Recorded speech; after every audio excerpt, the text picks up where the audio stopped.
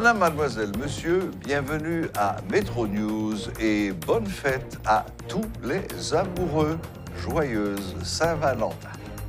Voici les principaux titres qui seront développés aujourd'hui. Le Premier ministre Ariel Henry rejette les allégations selon lesquelles il serait impliqué dans l'assassinat du président Moïse. Selon le chef du gouvernement, il s'agit de la machination politique sortie du même laboratoire qui tente d'assassiner son caractère. Le Réseau national de défense des droits humains appelle le Premier ministre à rendre publiques ses conversations téléphoniques durant la nuit de l'assassinat du président Jovenel Moïse.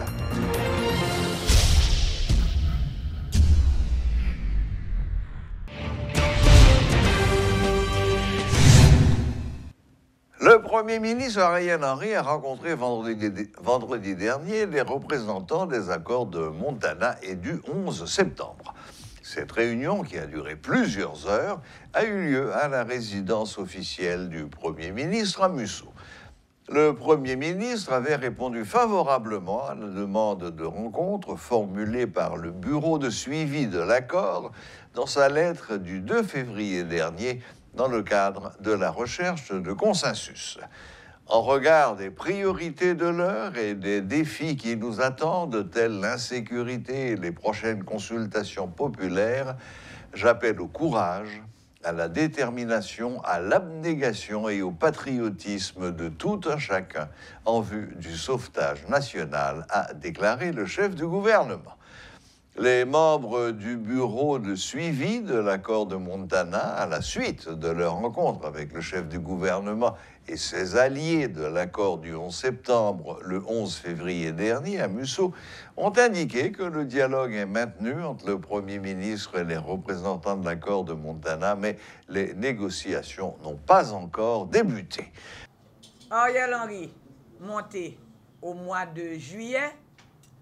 Le 17 juillet, pendant société à force vive société ôté, en réunion pour y chercher un autre pays, bon tweet qui dit Ariel Henry, former gouvernement.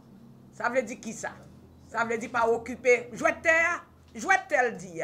Et déjà jouer terre, oui, 17 juillet. Et même jouer moun k'ap jouer à terre. Et ça que reprendre là. Donc, et pendant toute bagaille ça a fait, il fait gouvernement.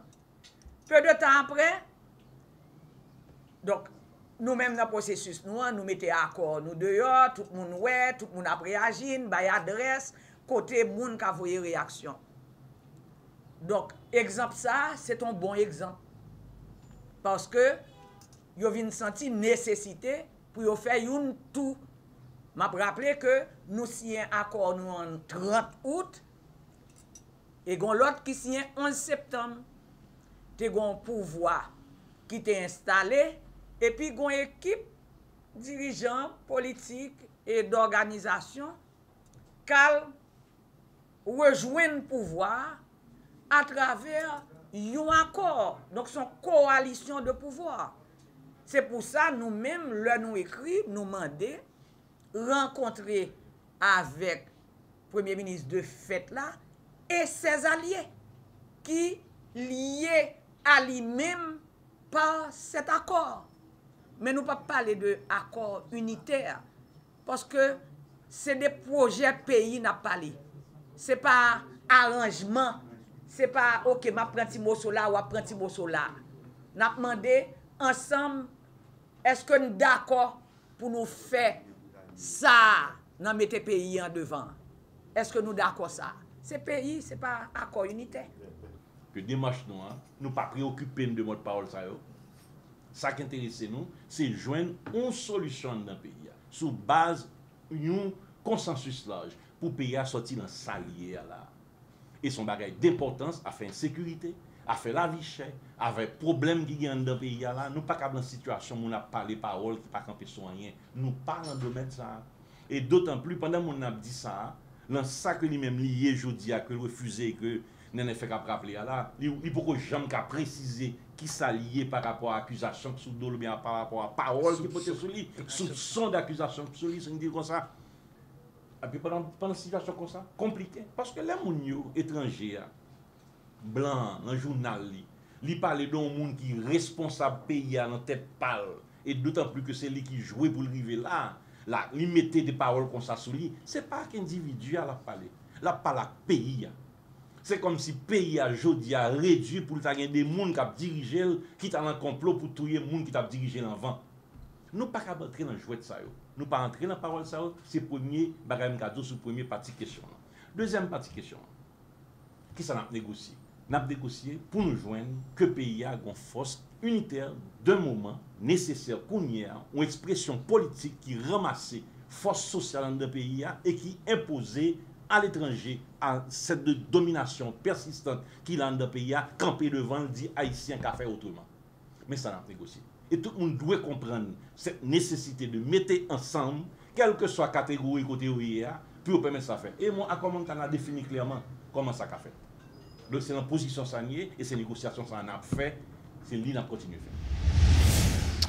Le Premier ministre Ariel Henry nie toute implication dans l'assassinat du président Jovenel Moïse. Aucun juge ne m'a accusé ni ne m'a inculpé dans le dossier de l'assassinat du chef de l'État. Je ne suis jamais impliqué dans la mort du président Moïse, a déclaré le Premier ministre. Concernant les articles publiés dans les colonnes de CNN et New York Times soulignant l'implication présumée du chef du gouvernement dans l'assassinat du président, le Premier ministre est sans équivoque, il s'agit de la machination politique sortie du même laboratoire qui tente d'assassiner mon caractère. Pas aucun juge qui accusait moi ou qui inculpait moi. Moi pas jamais impliqué dans la mort du président Jovenel Moïse. Parce que le Premier ministre, il pensait que il a assassiné le caractère moi me pral dire distraction ça yo nous pas tomber là-dedans. Et moi je suis certain que bientôt n'a compte toute la vérité sur ça qui est passé. Gain une enquête nationale qui est en cours, mais une enquête internationale qui est en cours. Et dans l'enquête internationale, ils joignent accompagnement, ils joignent accord avec le gouvernement et ils ont toute facilité pour gagner tout renseignement que besoin. Gon bagay moun pas connaît. Yon bagay moun pas connaît, c'est que téléphone pas moi enregistré et moun qui contendait toute conversation me fait toute conversation qui fait sous téléphone pas mieux, c'est des conversations enregistrées. Et donc il a retracé samedi. Moi penser que la justice doit être indépendante. Pas interférer dans la justice. Ça m'attend. M'attend que la justice dise mais qui monde qui est coupable, mais qui monde qui a tué le président, mais qui monde qui a financé les auteurs intellectuels et les auteurs financiers de la mort du président. Moi, c'est ça m'attend. Le Réseau national de défense des droits humains appelle le Premier ministre à rendre publiques ses conversations téléphoniques durant la nuit de l'assassinat du président Moïse. Ariel Henry a multiplié les contacts avec Joseph Félix Badiou, le principal suspect du meurtre, durant la nuit de l'attaque sur ses 2 téléphones. Persiste et signe Pierre Espérance malgré les dénégations d'Ariel Henry durant le week-end. Ariel Henry a cherché un porte de sortie dans le dossier assassinat de Jovenel Moïse là. L'a cherché la tête li. Parce que, pas oublier ou gagne Palacios, qui c'est une monde qui est rentré dans le là parmi 5 Colombiens qui t'a exécuté Jovenel Moïse. Palacios, c'est dans le pays, c'est 4 mois après l'assassinat qui était pays. C'est l'autorité ici qui est qui était pays. Mais il n'y a pas de gens qui connaissent, depuis Palacios arrivé Jamaïque, il était en contact avec FBI. Et ce n'est pas l'autorité ici qui fait que depuis le mois de janvier, la justice américaine saisit des dossiers. Ce n'est pas l'autorité ici qui fait que le 8 février 2022, alors mardi, je dis fait exactement 7 jours, côté que FBI allait dans le pénitencier national. C'est pas autorité par ici qui dit que dans la déclaration d'Affidavit, dans la déclaration Palacios parle de une autorité intellectuelle qui c'est Solage. Il clair que depuis la justice américaine saisie des dossiers, yo intéressé par tout le monde qui concernait par dossier. Ça, premier ministre de facto a fait à son fuite en avant qu'il fait. Ouais. Américain yo prend enquête là. Et yo ouais pas bon ici pas rien qu'a fait. Et côté que yo banaliser la vie moun. Là n'a parlé de questions état des droits dans tout pays. Ou bien des indicateurs qui montrent que le pays a pour aller vers l'état des droits. Ou pas capable journée aujourd'hui, même si c'est vrai ou bien juge qui corrompt dans le système et qui est capable de dire la justice haïtienne a joué un rôle important dans l'impunité et sécurité dans le pays. Ou pas capable de gagner insécurité et puis qu'on fait pression sur la police avec la justice, alors que l'autorité n'a plus haut niveau dans l'État, il y a une connivence avec bandits, côté que juge pas en sécurité, policiers pas en sécurité. Ces pays oui, qui pour prendre route état des droits, qui prend route la bonne gouvernance, qui pour mettre institutions en confiance, la justice là, avec la police là. Donc, question qui est pour nous poser tête, nous côté autorité que nous gagnons pas ici, qui a vu tout privilège qu'il y a avec fonction, alors que qu'on y a écrasé l'institution, et puis il a continué ça, image pays. Pas mandem journée aujourd'hui pour la police nationale résoudre l'insécurité, pas mandem qu'on y a journée aujourd'hui pour juger faire lumière sur l'assassinat de Jovenel Moïse, et puis pendant ce temps, c'est l'autorité n'a plus haut niveau dans l'État qui bloquait l'enquête là. Et au niveau de la police judiciaire, là, par exemple, ils n'ont pas quitté la justice et ils n'ont pas quitté la police de travail. C'est eux-mêmes tout qui fait pression sur le juge qui dit qu'ils n'ont pas aller devant la justice. Donc, sous une autorité, les puissants qui n'ont plus au niveau dans l'État, ils ont même qu'à vu tout privilège. Et le juge là lui-même, qui pas rien, là, debout à prendre et puis qu'on a exercé pression sur eux. Nous parlons d'état de droit. Nous, un pays côté que la vie nous banalisée. Donc, c'est route de démocratie, c'est route de la gouvernance pour le pays apprendre. Le gouvernement haïtien sollicite de l'aide financière auprès de l'international dans le but de reconstruire le Grand Sud 6 mois après le passage du tremblement de terre du 14 août dernier. En ce sens, une conférence internationale sera tenue le 16 février prochain, ont annoncé des membres du gouvernement. Les fonds recueillis seront investis en fonction du plan de reconstruction prévu par le programme de relèvement intégré de la péninsule Sud, a fait savoir le ministre de la Planification et de la Coopération externe, Ricard Pierre. Utilisation de l'argent que nous faisons pour le faire sous base de projets, sous base de programmes sectoriels.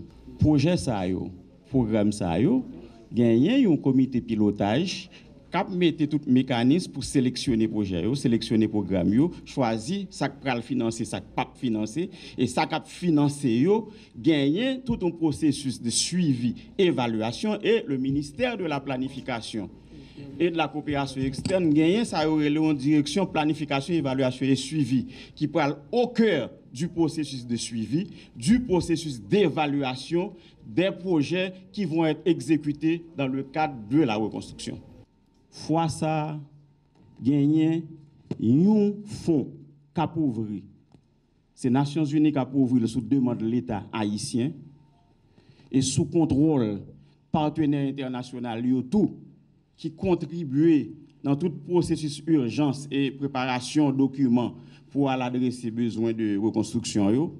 Donc, font ça, là, tout comme qui a entré là, donne depuis ces interventions qui ont faites dans le cadre de tremblement de terre là, et tout comme qui a sorti, l'a sorti en bas yeux, tout le monde est en bas yeux, population en tout.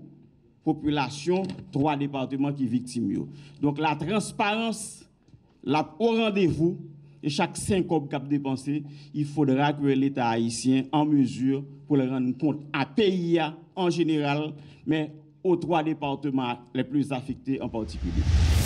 Le tribunal de première instance de Port-au-Prince fonctionne dans de mauvaises conditions. Des matériels manquent pour la tenue des séances et il n'y a pas d'électricité, ce qui entrave le travail des juges. Des avocats et des greffiers qui ont voulu garder l'anonymat affirment que le tribunal fonctionne à l'image du pays. Devant l'entrée de l'institution sur la cour, en particulier, les services d'entretien sont nécessaires selon plus d'un qui estime, entre autres, en plus, que l'espace n'est plus protégé. Suivez ce reportage de Rodolphe Pierre-Louis. Nous sommes dans la cour du tribunal de première instance de Port-au-Prince, un espace qui habituellement accueille beaucoup de monde. Pourtant, depuis que les bandes armées font la pluie et le beau temps dans la zone du bicentenaire, l'ambiance n'est plus la même. À notre arrivée, des agents de sécurité ne se tiennent plus devant le portail principal. Chacun cherche un abri en raison des rafales d'armes automatiques qui résonnent à longueur de journée. À l'intérieur de l'institution, des employés sont peu nombreux. Certains continuent de venir et bien d'autres n'y mettent plus les pieds. De nombreuses salles sont vides, tout comme la plupart des chaises qui se trouvent derrière les bureaux. Des climatiseurs sont en panne et seule une poignée de ventilateurs sont censés rafraîchir les personnes présentes lors des audiences. Plusieurs avocats dénoncent cet état de fait, mais jusqu'ici, rien n'a changé. En ce qui concerne les toilettes, n'en parlons pas. Certains visiteurs préfèrent aller se soulager dans les rues au lieu de s'en servir. Un autre aspect qui attire l'attention, ce sont les ressources matérielles. Tout manque, feuilles blanches, stylos, encre pour les imprimantes, bien des ordinateurs sont en panne et des chaises endommagées. Bref, s'il faut redonner au palais de justice sa splendeur d'autrefois, il va y avoir du travail. Un tableau alarmant qui décrit l'image du tribunal. Alors que les citoyens continuent d'être arrêtés et que des membres de la Basoche parlent du processus de désengorgement des prisons, le tribunal fait peine à voir. Face à cette réalité, des juges, des avocats, des greffiers sont apparemment impuissants et demandent aux autorités étatiques d'intervenir. Celles-ci semblent toutefois faire la sourde oreille. C'est la situation dans laquelle se trouve le palais de justice du pays. Dans ce cas, est-il possible pour des victimes, notamment le président de la République, de trouver justice? Dans quel climat des séances vont pouvoir se tenir? Des questions intéressantes mais qui restent pendantes. La réalité fait peine à voir, mais paraît-il que la solution n'est pas pour demain. Entre-temps, des avocats comme des justiciables continuent de braver le danger à chaque fois qu'ils ont besoin des services du tribunal de première instance de Port-au-Prince qui, de son côté, comme un véhicule, a aussi besoin de services. Elissi Diolassin et Rodolphe Pierre-Louis pour Télémétropole. Lancement ce lundi d'un atelier de 2 jours sur la stratégie d'intégration de la gestion des risques et désastres dans le curriculum de l'école haïtienne. Une initiative du ministère de l'Éducation qui vise à développer une méthodologie nationale concertée en vue de renforcer la sécurité et la résilience de la communauté éducative. De l'indépendance en 1804 à aujourd'hui, Haïti a connu un tsunami, 22 tremblements de terre, 28 ouragans, dont 24 dans la péninsule du Sud, 23 inondations importantes, des périodes de sécheresse, sans oublier les épidémies qui ont fait des milliers de morts, handicapé des vies et occasionné des souffrances qu'aucun chiffre ou indicateur ne saurait véritablement mesurer. À cela, il faut ajouter les désastres causés par les activités humaines à l'intérieur des 27 500 km², sans compter notre territoire maritime, en partie et aussi au niveau terrestre, la déforestation, la surexploitation des littoraux et la pression sur les mangroves des côtes maritimes. Haïti a un taux d'exposition aux risques naturels de 71,85%, qui est l'un des pays les plus affectés par les aléas climatiques et les catastrophes naturelles dans la région. C'est le pays le plus exposé dans le Caraïbe selon les données fournies par le World Risk Index. Et les nombreux cas d'inondations, d'ouragans, de tremblements de terre, de magnitudes variées et des tempêtes tropicales sont là pour nous rappeler l'ampleur de la fragilité du pays.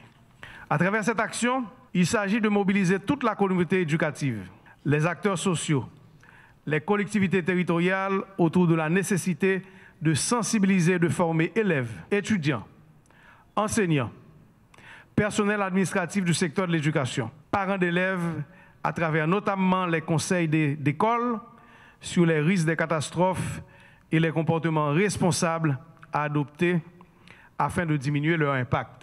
Au-delà de ces activités ponctuelles, il est indispensable de réfléchir aussi sur les actions structurantes capables d'avoir un impact à long terme sur le secteur éducatif et de renforcer la résilience de la communauté éducative et incidemment du pays tout entier.